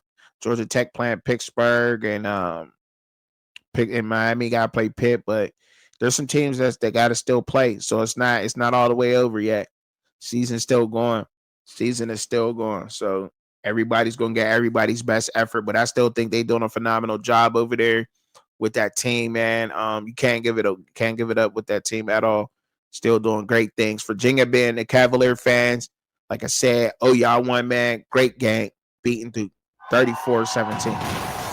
Thought it was a good and they beat Duke at Duke too. That's another thing too. They went to Duke and did that. Like, you know what I'm saying? They ain't playing on the road is not easy in college football. It's not easy, period. But you know what I'm saying? It's definitely not easy in them places. So got to give it up to him for that. That was a great one. Tony Elliott doing a great job. So Kurt French, Iowa Hawkeye team goes to SC to play Lincoln Riley's Trojans, and which was another good game. Another good game in college football yesterday. And they won the game. Just like I thought they could. I thought that SC would win that game. I did at home. It was tough. That was a game that was tough to pick. And I slid towards SC at being at home. They do got more offensively, but I still think that you gotta respect Iowa. You have to respect Iowa, old school coached football team. with Kurt Ferentz, been there forever, and the way that he coaches that team, and that the way that defense plays, and the way that they have been playing teams like Indiana, Oregon up to this point, and the way that they were neutralizing a lot of things, and I think, and they really did find a quarterback. They really did find a quarterback, which is great because they've been missing that. They've been missing that, and look, regardless, it don't look pretty. It don't look pretty, but in that offense, the way that offense depends on carrying the time of possession and trying to get the time of possession and keeping the other offense off the field, um, you can't turn the ball over. You cannot turn the ball over. You can't allow that to happen. And Mark Gronkowski, he turned the ball over in the game. Now, it's always easy to say that's why you lose a game, but you know what I mean? That's why, though. You know what I'm saying? Like, you can't, not with that offense, not in an Iowa type of offense. You got to be a manager at that quarterback position. He's a big body. He's a dual threat, most definitely, because he could use his legs. I wonder where they're going to put him at on the list right now for, as far as quarterbacks and what round or whatever else. But I'm sure we'll probably be talking about that later in a couple of months here, where he might be getting looked at, because he got to be one of those guys, you know what I'm saying, that's being looked at, because he's a dual threat guy, strong guy, big arm. I seen him make some throws, some really good throws this year. But Jada Maivia, he played. I think he played a good game. Now, he missed on some throws. He gonna dink it a little bit, and that's cool. Like, whatever. But I don't think he did that too much, because Mekhi Lemon, like, he was killing him. He was killing him. He was all over the field. He just was. I mean, 153 yards. He was it. And I knew, and I had a feeling he could be the difference. I had a feeling. I wasn't sure of it, but I thought that they would probably do a better job with Mekhi Lemon on defense, seeing that was him. But and you got to give it to that Iowa offensive line, because their quarterback didn't go down either. So you got to give it to them. SC they couldn't generate no pressures. They couldn't really get nobody behind the line, and because of that team and the way that team is built. But they got that win, and that was a strong win, and that showed, and that gives me a lot of respect. Just how I said last night, that gives me a lot of respect about this USC team, being the way that they played that team tough, the physicality of SC. I questioned that.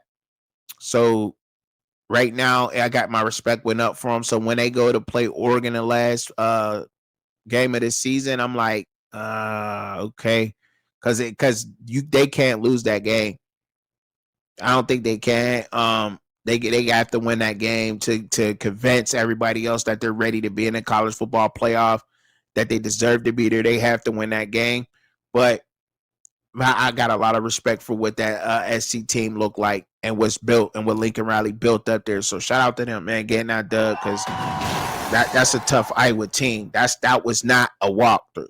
That was not a walkthrough. But there's some things on that and with that team that you want to fix, like that they got to get right. You know what I'm saying? That they have to perfect. Like they got that run game, got to be consistent. With King Miller, it has to be there, and to do that versus Iowa is huge, man, because they go all out to stop the run. So to be able to do that, if you could do that to that Iowa defense, I'm going as far as to say is that you could probably do that to a lot of defenses. If you could get away with doing that to Iowa the way y'all can do that to a lot, but to a lot of defenses, because they're tough there. That's what he's That's what he prides on, is the trenches, built and tough there at Kurt Ferentz. And like I said, playing a slow, methodical game, chewing the clock, and they played a great game. They didn't. They kind of played an Iowa game and won. So yeah, that's all I'm saying. And that's what you didn't want to do. You didn't want to play an Iowa game, but you still came out on top, even playing an Iowa game, which is great. You know what I'm saying? Which is great, because that's exactly what you wanted to do if it came down to that. It was win.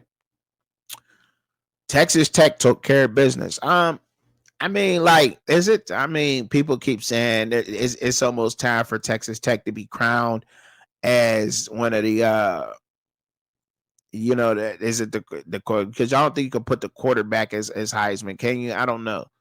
You know what I mean? I don't know if you could take I don't know if you could really take them and say that Brennan Morton is the guy because two different quarterbacks played in the game, right?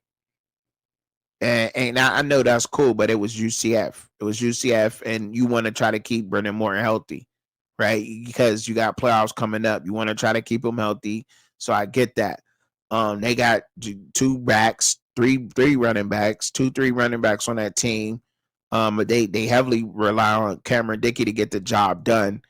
But I want to talk. I like their Coy Eakin and Caleb Douglas. I like those guys, but Jacob Rodriguez continues to play at a high level, lead the team in tackles every game, being a middle linebacker.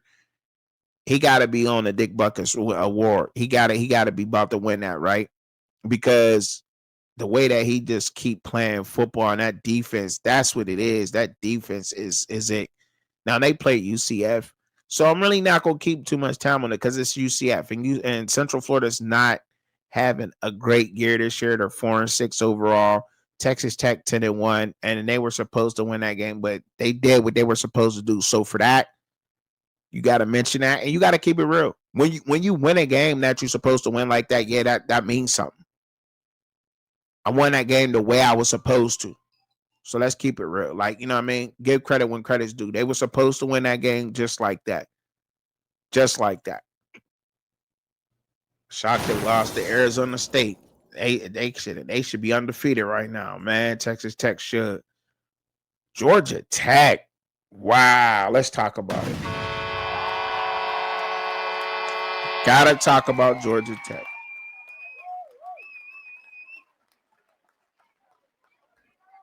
I can't believe Georgia Tech took that. Man, they almost lost to Boston. Boston College been playing teams tough. I don't know. Bill O'Brien might be on to something here. I gotta see how many freshmen is on this team, man. Because they play Notre Dame tougher than what Pittsburgh did, which was kind of when I looked at that Boston College game, I'm like, hold up. In Boston. But that's kind of a rivalry, right? So you like, dang, they play Notre Dame tough. But then, dang, like, you know what I mean? Georgia Tech. Like, y'all hold up. Like, they held on and they won that game now. So I don't want to take nothing away from Georgia Tech because you won that game. Like, you gotta win it. You gotta come on. You gotta win that. You gotta get that dub. You gotta get that dub. You go and have that up. And like, they go up on you though. They go up on you in the third. But then you just turn things around in the fourth and you just come back and you hold them down. And for Georgia Tech, that's tough because they was up. Well, I think at one point, what the score was, 28-17? Boston College, and everybody thought, oh boy, here go Georgia Tech. Here they about to do they're about to make a Georgia Tech move, and then in the fourth quarter, they just come back and they win, which showed resilience, which showed that they won it more this year than ever. Like, to play like that, they won it more than ever. Like, they can't afford to lose none of these games. They can't afford to lose none of these games. These conference games, they can't. You know what I mean? That Georgia game that they got coming up, I don't think that's going to hurt them as far as making an ACC championship game. It's not. It's not going to hurt them at all. I don't think it can. But to talk about it a little bit more, Haynes King, I guess he's a Heisman favorite. Another game where he put up the stats, average, man. He just he's doing this thing, man. Dual threat quarterback labeled as athletic enough. Look, he's doing this thing, man. You can't deny he did it versus Boston College, but he almost lost the game. But they came back and he did his thing. 26 for 34 in the game with 371 passing yards. Now, granted, it's Boston College. Boston College is not good, but he had Rivers and Rutherford both over 100 yards receiving in that game. Boston College is 1-10. So, I mean, you didn't think that game was going to be that close, but to them, that was their championship game, to play a team like Georgia Tech. That's playoff bound. That's ranked nationally. That probably should be a little bit higher than where they're at. But, I mean, these squeak out wins that they play, these inconsistent wins that Georgia Tech is getting. And I don't think that can keep happening. Georgia Tech, you're not going to be able to do that once you get into the playoffs. If you get into the playoffs, Georgia Tech, you cannot play around. They got to be consistent. They can't come out there and make mistakes, get too methodical, get 3'd out. Because if any top 7 team right now that's ranked in the top 7 go up on you 28-17, I don't think they're coming back. If they do, I'm gonna give them their props, but I don't think they coming back on any of the top 7 teams. None of them. No. From 1 to 7, ain't none of them. None of them. We can even go to top 10. We can even go as far as to saying the top 10 teams. You know what I mean? Ain't none of them teams going up on you 28-17 and you're coming back and winning that game. Because it's all Haynes King. And it's just not going to happen. So they got to be able to, you know what I'm saying, to play their type of game, but come out with points on their drives, play consistent, penalty-free ball. Like who they are. An older team, play like an older team that get their head on right. They do have that advantage, but they got to start showing that on the field. And by the way, like another thing, like that Pitt game, like it kind of pissed me off when Narduzzi going out there talking about it didn't matter with that Notre Dame game. It didn't matter. Like it absolutely mattered. Like for a lot of people, like you got a lot of people there, but he already talked about them scoring 100 points on it earlier in the week, and it didn't matter, and all this other kind of stuff. And now people going to come up with things to say about that. Like, you know what I'm saying? They're going to come up with a whole bunch of things. But Alabama and Oklahoma, a game that I was waiting to get to, saving one of the best for last. Yes, I was, because I'm telling you, Oklahoma, man, that was a huge win for Oklahoma. Huge win. I don't know, but look, I'm gonna just be honest about this. I don't know what you do with an SEC team right now that is in a like that. You can't keep too many of those SEC teams out of the playoffs. You just can't do it. Before I even get into breaking down this team, like I gotta talk about this because I talked about it last week, and I'm gonna keep on until it beats in y'all heads out there. Like there's no way that you can keep this many SEC teams out of the playoffs. They're too good. They're good. They're showing they're good. For the most part, the division is consistent. The conference is consistent for the most part. I mean, you're going to see parity everywhere, but in great coaching. But you can look at the SEC from, I don't know, and I get it. Every year people say bias, and I have no dog in this fight. I like the Big Ten. I like to argue with SEC people and say the Big Ten. I just have respect for football and the SEC and what they've built, what they're building. I still think that the Big Ten they got some catching up to do. I think honestly that the way that the Big Ten is going to be able to compete with the SEC as far as talent is when they start getting domes. When those up north teams start getting domes, and I think they'll be able to compete for some of that talent. I mean, domes, it's a future way, man. Like the elements, they stop a lot of things. Like they stop you from hosting certain events. And it opens up a lot more because now you're able to have events and certain events that that never could be canceled or whatever. You know what I mean? Could multi use it for multiple things if you want to. If that's the way, there's a lot of things you can do with domes rather than an open stadium. You know, even some fan, it could cut down on your fan base. But I mean, college football, they out there freezing, rain, all that just to watch the game. Like, that's crazy to me. I do. Like, you know what I mean? And I don't think players like that. And I think that has something to do with players playing. Believe it or not, I think so. I really do. I think it got something to do with players' choices and where they want to be at. Because if I got the, you know what I mean, if I got this choice to be down south playing in the SEC somewhere versus going somewhere up north, if it really ain't Ohio State, Michigan, you know what I'm saying, right now, like you probably, like, I don't know. But even still, you still may even pick a SEC school over one of them schools because of that fact. But I think it does help with the NFL scouting too. It opens up your board everywhere for the NFL if you can play in the cold. It does in the elements, but I'm not worried about the elements, man. Get that, put some domes up, man. It's torturing us. But you look at the SEC, even you look at Vandy is ranked, Tennessee's ranked, Mizzou, Tennessee, Mizzou, Vandy, Oklahoma, Texas, Alabama, Mississippi, Georgia, Texas A&M. I think they can beat everybody in the Big 12. I think they could beat everybody in the ACC. So yeah, they could damn near beat everybody in the Big 10. Almost. There's a couple of teams that just can't beat, but it is what it is. And you can't stop that. That's a fact.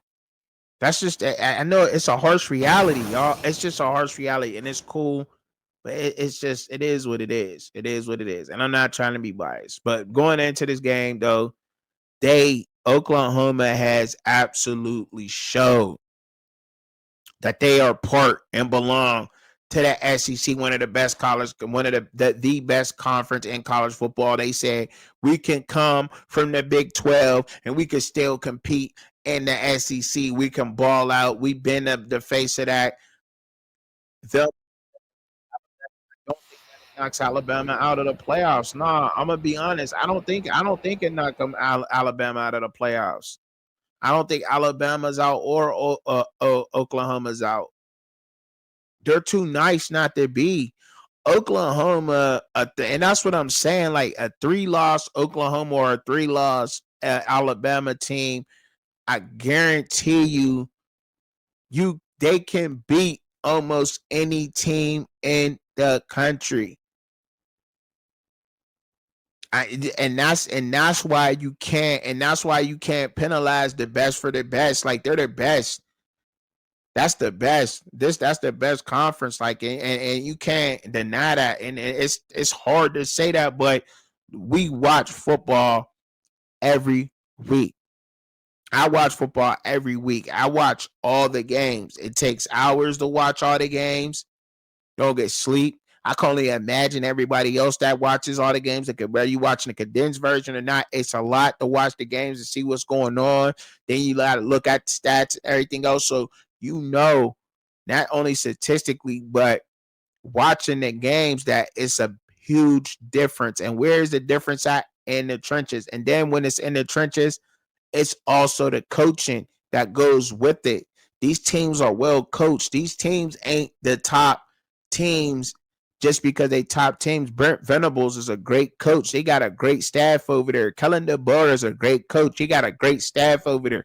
Kirby Smart, Mike Bobo, those guys is great coaches. You know what I'm saying? Like, for Georgia, like them, they're not just average coaches. These are good coaches that know what they're doing. You know what I mean? And that's what it is. And Curcinetti, he's going down now. Like, they know what they're doing with these 10. They know how this works, how this college football thing works. Brent Venables knows this, and he came out with a fantastic game plan for Alabama, man. In the first half of that game, he just did, and you cannot deny that. The first half of that game is where I think that Alabama may have had kind of They didn't lose it in there because it was close. Halftime it was close, right? But they only was beating them by 3. But that second half, Alabama actually won. That defense came out in the second half and they did their job. But by then, it was just they kept them slow. It was just 3 and out here, punt, 3 and out here, punt. Like it wasn't a lot of action going on that game because it was 2 of the best defenses in college football playing each other. So next week they can go play the Citadel for all I care. That was a tough game. That was a tough game for both opponents, but Oklahoma being they beat them in Tuscaloosa. That's a huge win. I don't know if y'all understand how big of a win that was for Oklahoma. Y'all don't understand. That was a huge win. It just was, man. Like you going into Alabama's house and winning Tuscaloosa. Come on, man. And I don't even think good thing I ain't an Alabama fan because I'd be hot, right? They beat us at home, but what did they do? None of the running backs got that. It was their quarterback that got y'all. He got in the end zone. It's wide. Terry got in the end zone. He didn't throw for a pass and touchdown on you, but he also didn't turn the ball over, which is fantastic. Because you can't go in there and give him no momentum. Jake Simpson threw one of his only picks of the season in this game because he's not scared to make the throws, but he made up for it though because he went out there and did his thing. But they just couldn't get it going, and that's because of that Oklahoma defense that a lot of people have been trying to tell us. At least me. Shout out to Bishop because he definitely was talking about it. That defensive line is a problem. It's a problem, and they showed you that. Alabama, they got one of the best defensive lines in the country, dog. The O lines. They got one of the best offensive lines in the country. And that's why you can't knock them down too far for taking this L. They do got 2 losses. I don't think it knocks them out the top 10. But we'll talk about it here in a second. I'm gonna talk about that here, the rankings for a quick second here in a second, and kind of give them a quick breakdown on that and where I think they should be. Right? Ain't got that much time left. You know what I'm saying? Been up on here rapping for a minute now because I just love the game of college football. It's so exciting, right?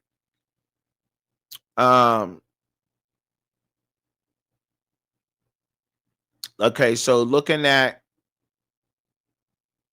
and I gotta go back because I done got off all off task, my people out there.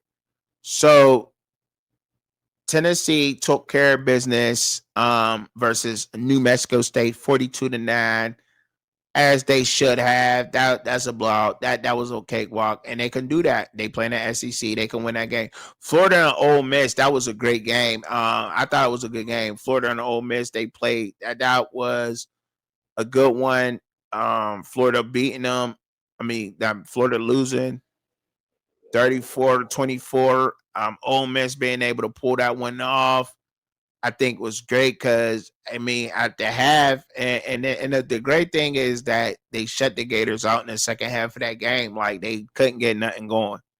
All 24 of them points came in the first half of that game, and Ole Miss absolutely clamped down on them and showed why Lane showed why that team is in. And I don't think you can keep them out of the playoffs at this point. A 10-1 SEC team, I think they punched their ticket. I think that was it for them.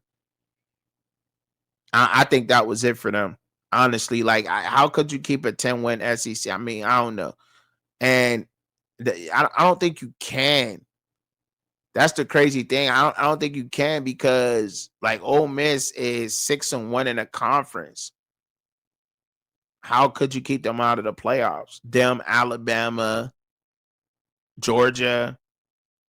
You can't keep, and even in OU, OU beating Alabama says a lot about them. them beating Alabama says a lot. It just does. Like I don't know what else to say because I think because they gave Bama their loss in the conference.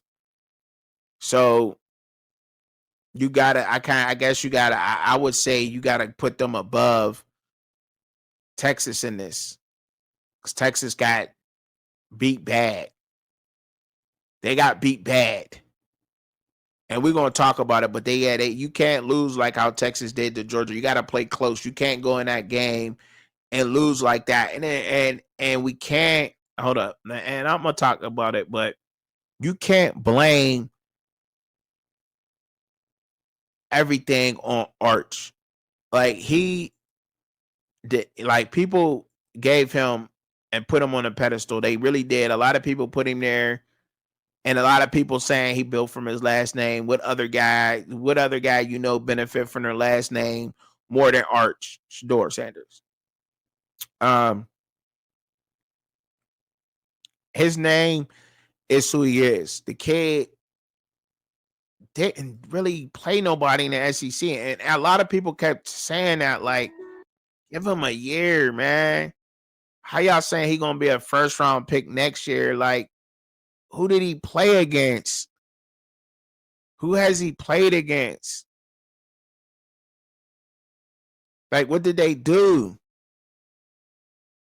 Like, you know what I'm saying? What did they do? Like who did he play against? What did they do? Like, he got in a couple of games against some competition that just wasn't that. They wasn't it. Give him a whole year in the SEC. Give him all his years in the SEC. That will have him ready.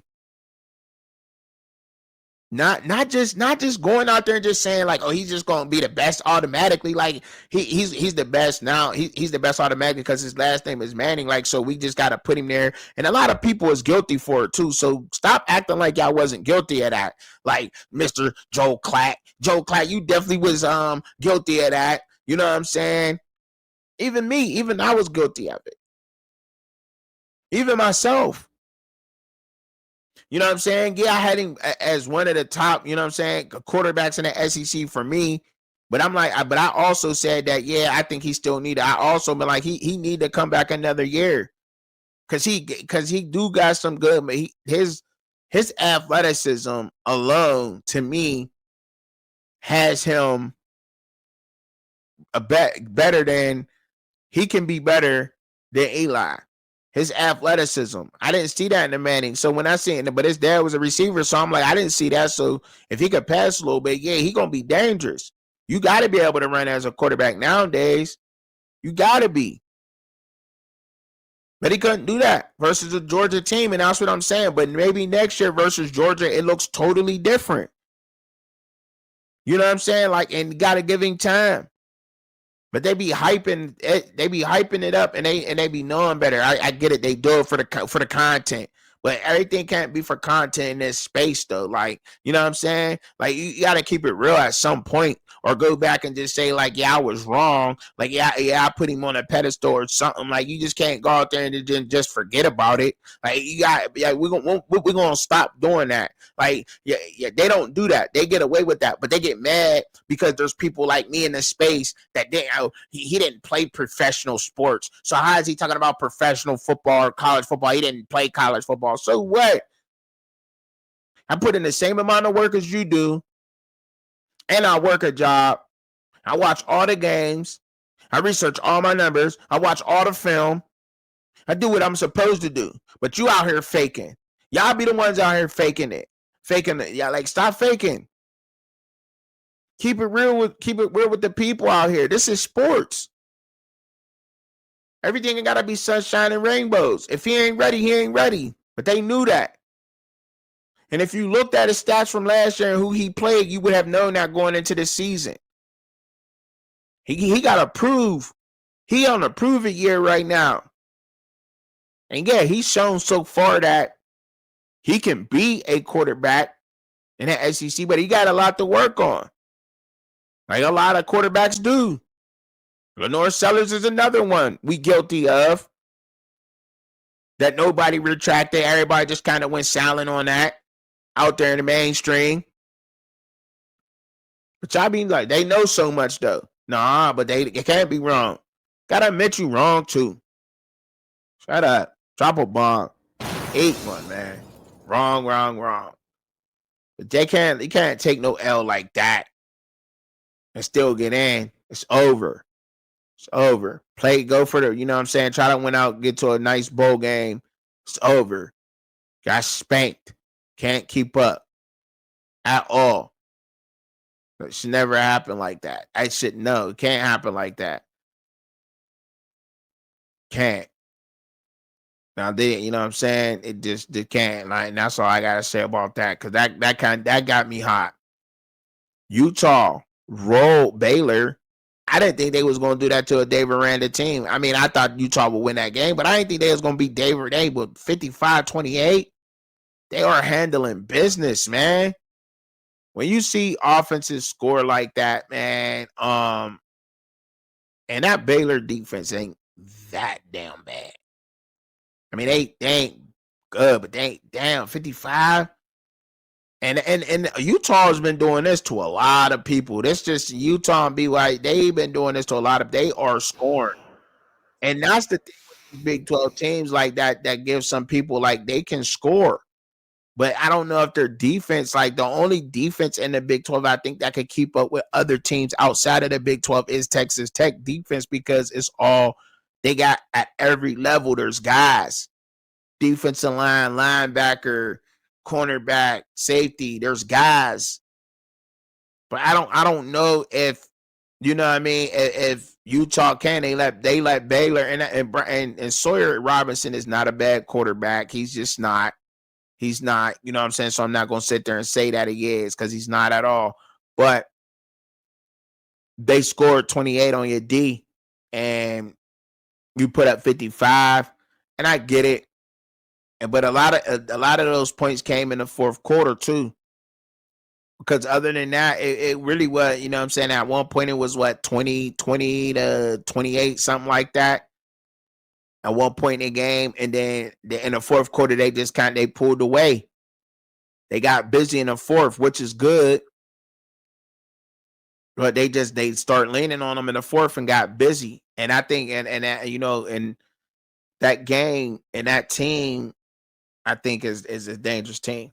And because they can score, I just don't know what their defense is like. Texas Tech and BYU, man, those defenses is different, man. They are. But Utah's defense can be there too, but it's just not as consistent as Kalani Sitake's team at BYU. I don't know if it's as consistent as that in Joey McGuire's not it ain't Joey McGuire because that still was defense at Texas Tech, but Joey McGuire being the head coach over there. And Ohio State, man, they rolled UCLA. I thought they would do that, man. That's crazy, man. 48 points. Got the best receiver in all of college football on your team. Yeah, you're gonna do that. Period. What more do you want? You know what I mean? What more could you really do? You know what I mean? Got one of the best guys. You know what I mean? That's gonna happen. You know, that's who they are. You know what I mean? Like that's who they are, dog. Like, come on, man. You can't, you know, so Ohio State is man, telling y'all. Matt Patricia, man. Ryan Day and what Matt Patricia got going on over there, man, is crazy. I would just like have them stay consistent through the game. Like they kind of let up off the throttle in the second half, throttled back in that game because they came out the whole first half on fire. Like, look, y'all ain't doing nothing. Y'all gets nothing.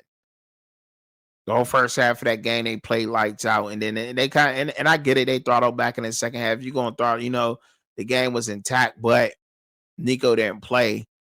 Which was kind of crazy to me in that game. Like he didn't play that game, so but I would like to see him play against that defense. I would have liked to see him play, but you know, obviously got some kind of injury or something going on, right? But he didn't show up for that game. But and they just kind of just play like methodical, but they didn't show nothing.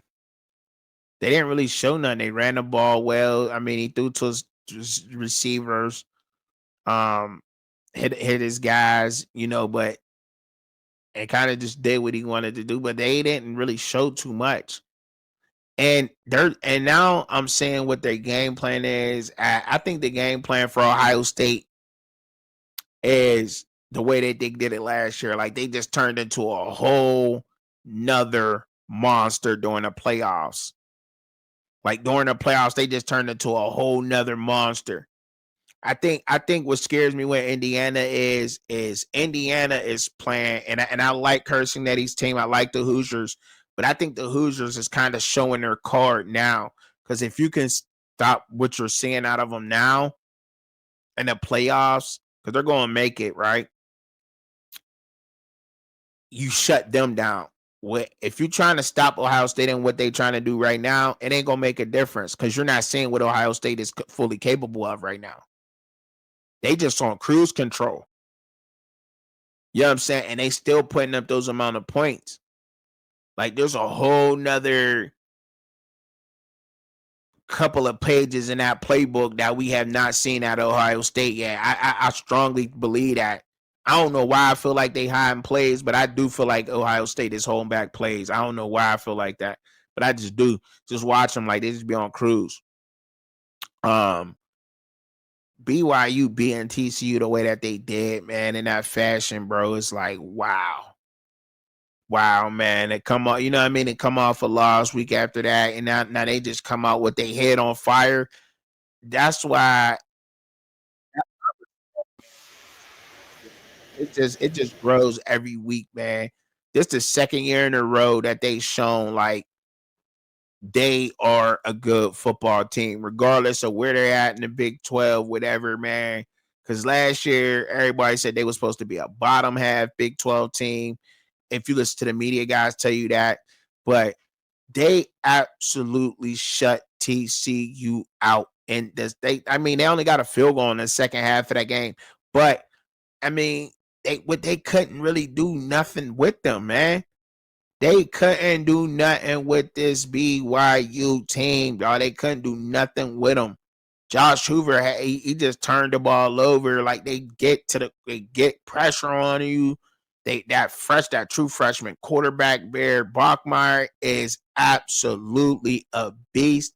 I don't know if that like I gotta keep up on my trophies and everything. I only been doing this a couple of years for college football, but if there is some for true freshmen in the nation, he is the best true freshman in the nation, hands down, hands down. Is he a true freshman? I don't know if he's a true freshman or not, but yeah, if he true freshman out of Cali quarterback, he's phenomenal, dog. He is, dog. Like he really is. Like week in and week out, number 47 just be putting it on everybody. Everybody. He didn't change the game. He changed the game. I guarantee you there's kids somewhere right now next year in football. They're gonna be rocking number 40 something, 30 something at quarterback. He didn't change the game. He let it be known, like, yeah, I'm a dual threat. And I'm getting it. Like, what's up? What's up? Just getting like, man, beast mode, bro. Beast mode. Give it up to that cat, man, because he doing this thing, man. They just keep rolling cats, man. Can't nobody keep up with them. All right, I'm gonna try to get through these picks quick, man. I kind of broke down the whole recap, the whole